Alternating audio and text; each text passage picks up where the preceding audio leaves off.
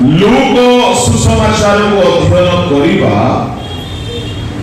बाहर करतु केहि जणे 20 अध्याय ताहार 35 आउ 36 किंतु जो माने सेही जगत ओ मृत मानक मध्यरु पुनरुत्थान प्राप्त हेबा निमंते योग्य गणित होती से माने विवाह करंती नहीं किंबा विवाहित होती नहीं रोई गाते ठीक है आइथा जेव माने मृत मानव मध्यरु पुनरुत्थान प्राप्त हेबा निमंते योग्य गणित हुवंती लेखा अछि से माने विवाह करंती नाही किंबा विवाहिता हुवंती नाही। एई कथा प्रभु यीशु केते बेले कहिले जेते बेले लोके जणे स्त्री को आनिले आउ कहउछंती कोनोसी लोकर भाई भार्या थाउ थाउ निसंतान होइकी मरे 28 रु पढंतु हे गुरु मोसा आममान को निमंते लेखि अछंती जे जदि कोनोसी लोकर भाई भार्या थाउ थाउ निसंतान होई मरे ताहेले ताहार भाई ताहार भार्या को ग्रहण करी आपन भाई निमंते वंश उत्पन्न करिवो। अच्छा सत भाई थिले अच्छा सात भाई थिले प्रथमटी गोटिए स्त्री की विवाह कला ओ निसंतान होई मला परे द्वितीयटी ओ तृतीयटी ताहाकु ग्रहण कले सेही प्रकारे सात जनक निसंतान होई मले शेषरे स्त्रीटी मध्य मला बस जनकर सात भाई थिले आओ स्वामी मरिदांते जिहुदी प्रथारे मोसाको व्यवस्था भाई माने भाउज को विवाह करके परिवार को आगे बढ़ाती। अच्छा तेरे सात जन भाई जदि मरिगले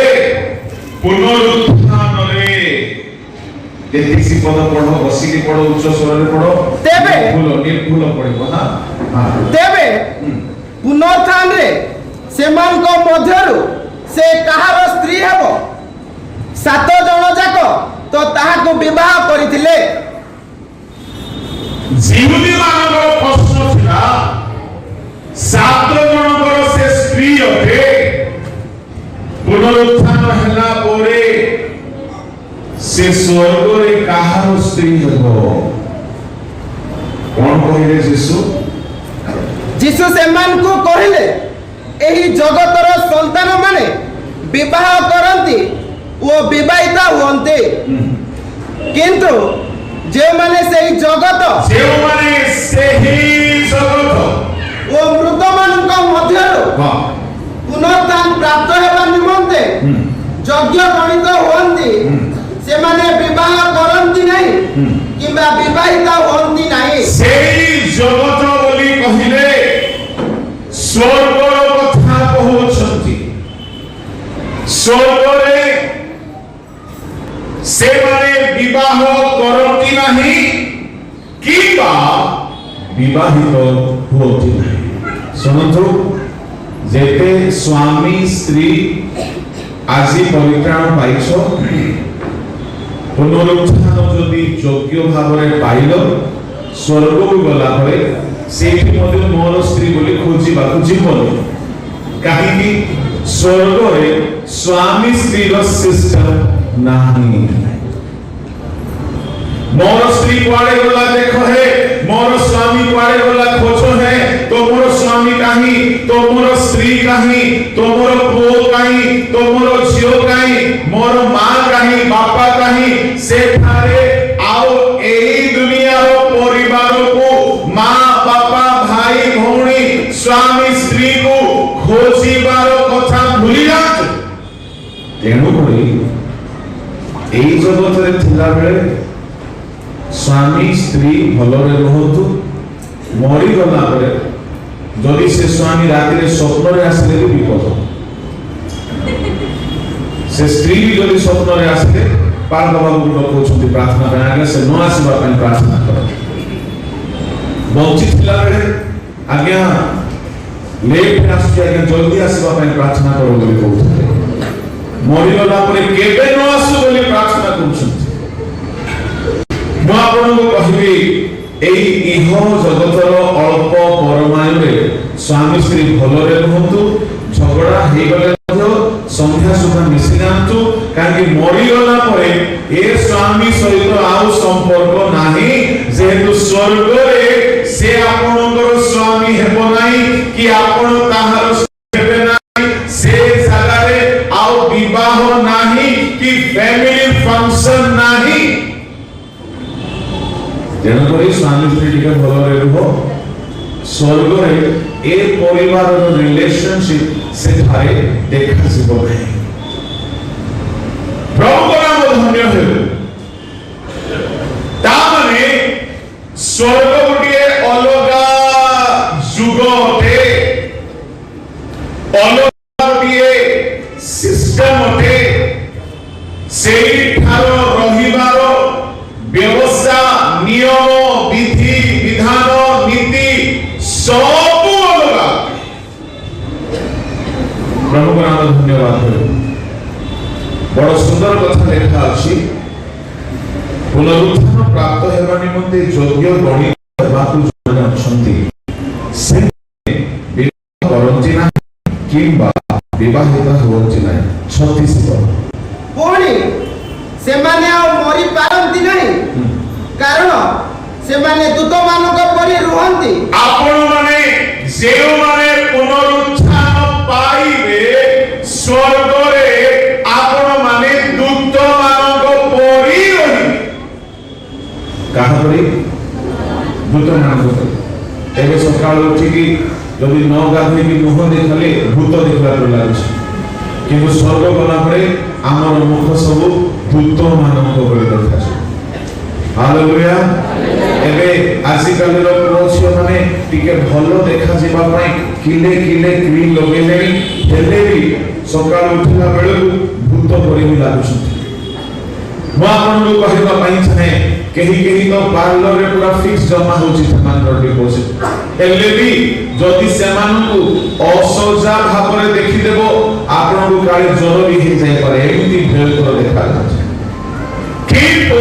आमे जेतेबेले पुनरुत्थान पाइबा सेतेबेले दूत मानक परि देखा जिबा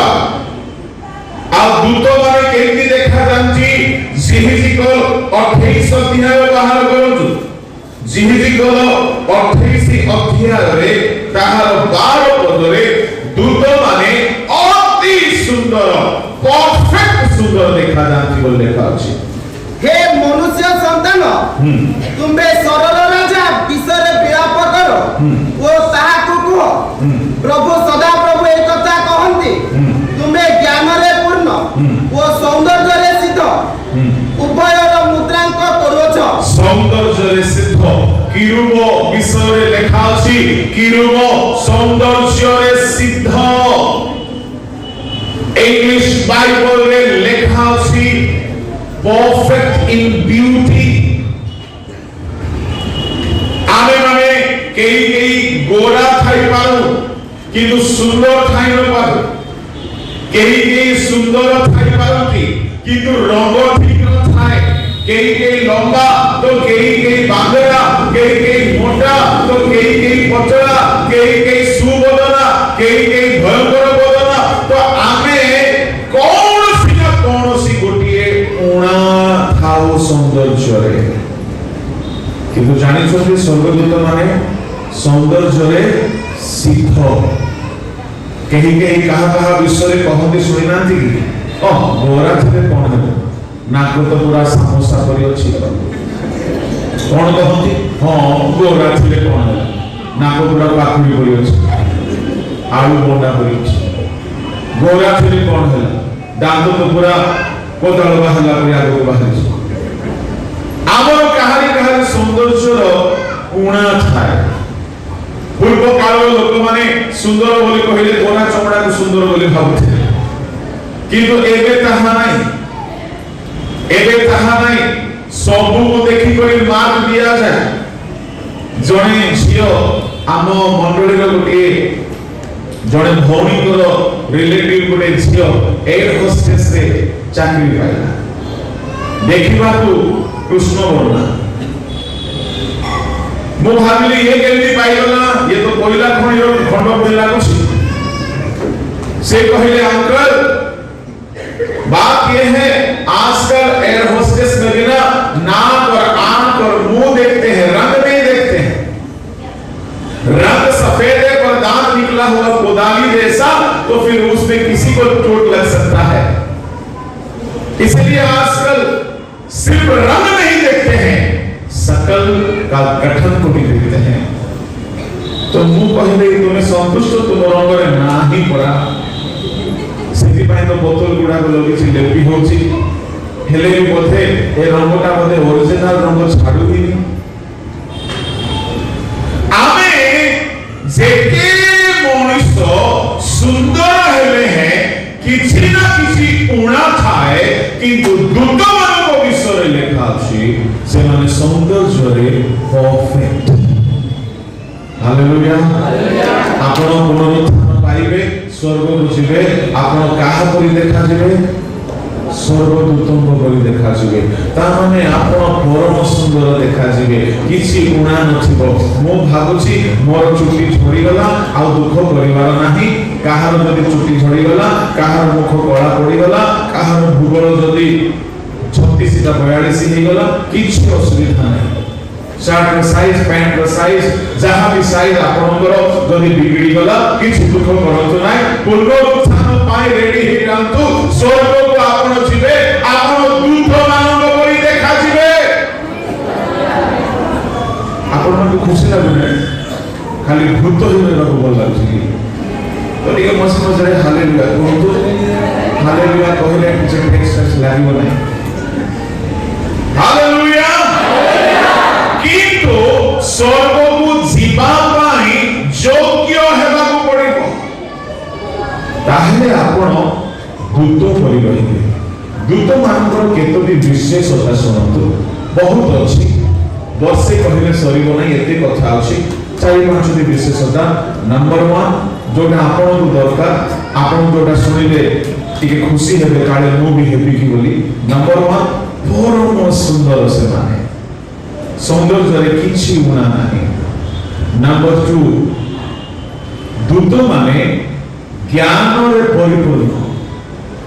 दूत मानक थारु किछि लुचा जाई पारे नाही द्वितीय सामुएल 14 अध्याय 20 पदरे दूत माने पृथ्वी रो समस्त विषय जानिबा पई ज्ञानी जेहितिकल 28 रो 3 28 रो 12 रे दूत माने ज्ञान रे परिपूर्ण होते आपण ज्ञानी ही छिबे जदि आपण स्वर्ग को छिबे दूत मानक परि ज्ञानी ही छिबे दूत मानकर ज्ञान रो विशेषता कोन जनकर मनर कथा को से माने जानि दियछि छद्म बेसरे जने स्त्री लोक दाऊदଙ୍କ निकटକୁ आसिला दाऊद तार छद्म बेसर रहस्य को जानि पारुचे से स्त्री कहला आपण तो दूतଙ୍କ परि ज्ञानी पढिले 20 पद 14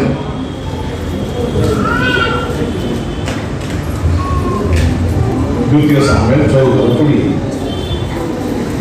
कथाकू एपरि भुलाई कहिबाकू आपनक दास जयाब ଏହା କରିଅଛନ୍ତି ଯାହା ହେଉ मोर प्रभु पृथ्वीर समस्त विषय जानिबा पाई पृथ्वीर समस्त विषय जानिबा पाई परमेश्वरଙ୍କ दूतଙ୍କ ज्ञान प्रमाणे ज्ञानवान अटନ୍ତି दूतଙ୍କ परि ज्ञानी अटନ୍ତି दाऊद एते ज्ञानी थिले जे का तांकु कोनोसी विषय रे बोका बनाइबा बा प्रवचना करिबा सहज नथिला सब चोर मानकु मिथ्यावादी मानकु छद्म बेसरे आसीबा लोक मानकु से शीघ्र जानी दउथिले ये प्रवंचक अटे ये धोखा देबा पई आसीछि सब जानी दउथिले आओ सेही परि ज्ञानी लोक को जणे स्त्री बाइबल रे कहउछि आपण दूतन को परि ज्ञानी दूत माने गुप्त विषय को जानि दिउछि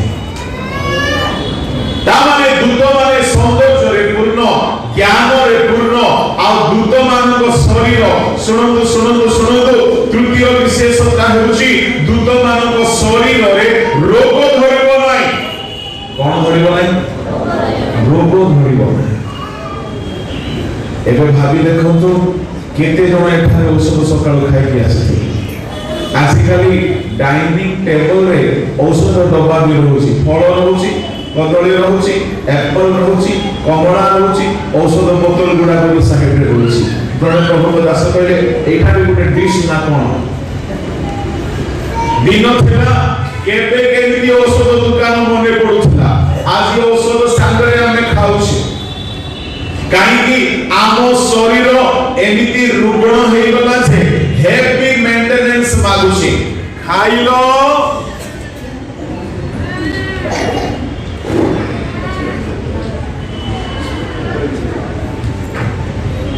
सदा प्रभु कर धन्यवाद करो कारण से समझते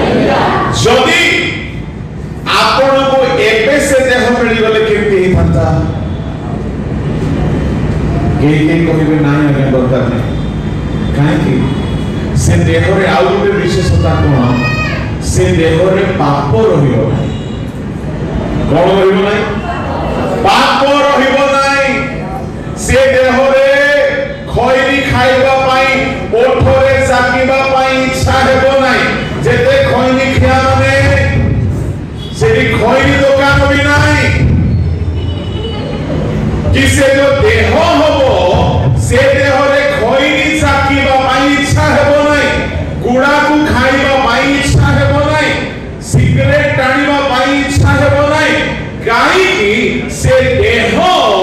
पाप मुक्त देह रहिबो कौन सी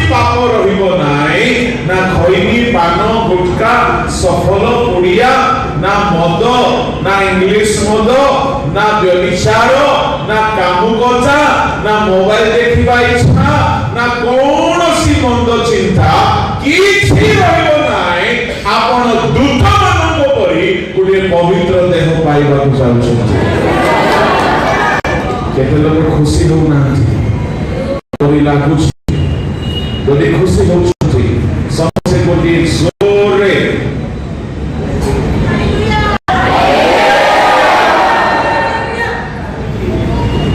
ହାଲେଲୁୟା ହାଲେଲୁୟା। ମୁଁ ମନେ ମନେ କହୁଛି ପ୍ରଭୁ କେବେ ସେ ଦିନ ଆସିବ?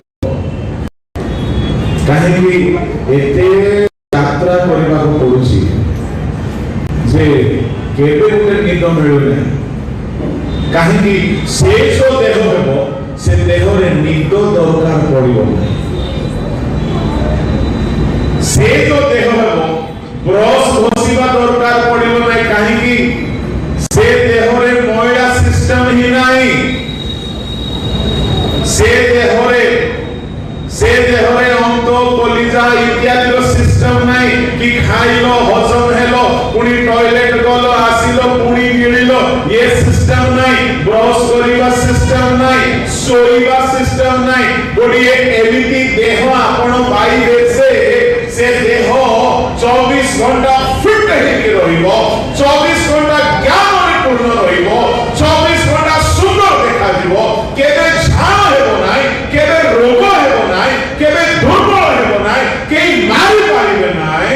ଆଉ ଗୋଟିଏ ବିଶେଷତା, ଯୁଆଡେ ଯିବାକୁ ଚାହିଁବେ ଟିକଟ କାଟିକି ଟ୍ରେନ ଧରିବାର ସିଷ୍ଟମ ନାହିଁ। ଯିବାକୁ ଚାହିଁଲେ ଉଡ଼ିଲେ ପଳେଇବେ। क्या बात है भाई? हालेलुया। ମୁଁ ବେଳେ ବେଳେ ରାତିରେ ଶୋଇକି ସ୍ୱପ୍ନ ଦେଖେ ମୁଁ ଉଡୁଛି ବୋଲି ସ୍ୱପ୍ନ ଦେଖେ। ପାଷ୍ଟର ମାନେ ଦେଖିଥିବେ ଉଡ଼ିବା ସ୍ୱପ୍ନ ଗୁଡାକ ଦେଖିନାହାନ୍ତି? ପାଳକ ମାନେ ଦେଖନ୍ତି ତାର ଗୋଟେ ସ୍ପିରିଚୁଆଲ ମିନିଂ ଅଛି। ମୁଁ ପୁଣି ଉଡ଼ି ଉଡ଼ି ପଳଉଛି ଆଉ ଉଡ଼ିବାରେ ପୁଣି ମୋର ବ୍ରେକ୍ ବି ଲାଗିଛି। ମୋ ଇଚ୍ଛା ହେଲେ କୋଉଠି ଓହ୍ଲଉଛି କୋଉଠି ପୁଣି ଉଡୁଛି, ସବୁ ଦେଖି ଛାନିଆ ହେଉଛନ୍ତି। ଇଏ ଉଡ଼ିବା ସ୍ୱପ୍ନର ଗୋଟେ ଅର୍ଥ ଅଛି କଣ? ଆମର ଦୁଇଟି ହସ୍ତ ପ୍ରାର୍ଥନାକୁ ଦର୍ଶାଏ। ଯେତିକି ପ୍ରାର୍ଥନା କରିବା ସେତିକି ଉପରକୁ ଉଠେ। ହାଲେଲୁୟା। ଏବେ ସ୍ୱର୍ଗଦୂତମାନଙ୍କ ଦେହରେ ରୋଗ ନାହିଁ, ଚନ୍ଦାମୁଣ୍ଡା ହେବେ ନାହିଁ, ଦାନ୍ତ ଝଡ଼ିବ ନାହିଁ, ଚୁଟି ପାଚିବ ନାହିଁ, ପେଟ ବାହାରିବ ନାହିଁ, ଅଣ୍ଟା ପଡ଼ିବ ନାହିଁ, ସୁଗର ହେବ ନାହିଁ, ପ୍ରେସର ହେବ ନାହିଁ, କିଡନୀ ଖରାପ ହେବ ନାହିଁ, କ୍ୟାନ୍ସର ହେବ ନାହିଁ। ଆଉ ଗୋଟିଏ ଶେଷ ବିଶେଷତା ହେଉଛି କେବେ ମରିବେ ନାହିଁ।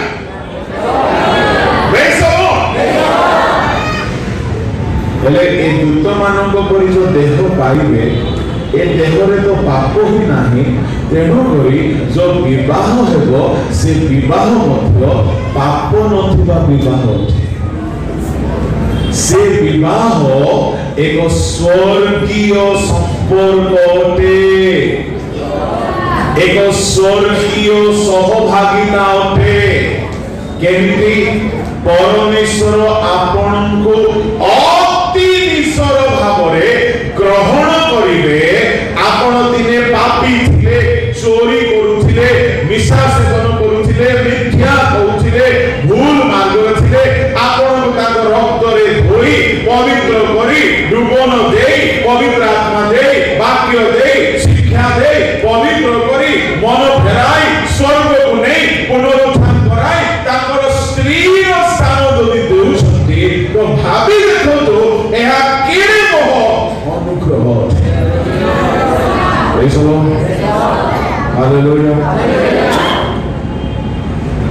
ତେଣୁକରି ଜଣେ ଗୀତ ଗାୟକ କହିଛନ୍ତି, କଣ କହିଛନ୍ତି? ଧନ୍ୟ ହେଲା ଏହି ଜୀବନ ଯୀଶୁ ନାମ ଗାଇ ଗାଇକି। ଧନ୍ୟ ହେଲା ଏହି ଜୀବନ ଯୀଶୁ ନାମ ଗାଇ ଗାଇକି। মোহ মায়া ভরায়ে কোথে মোহ মায়া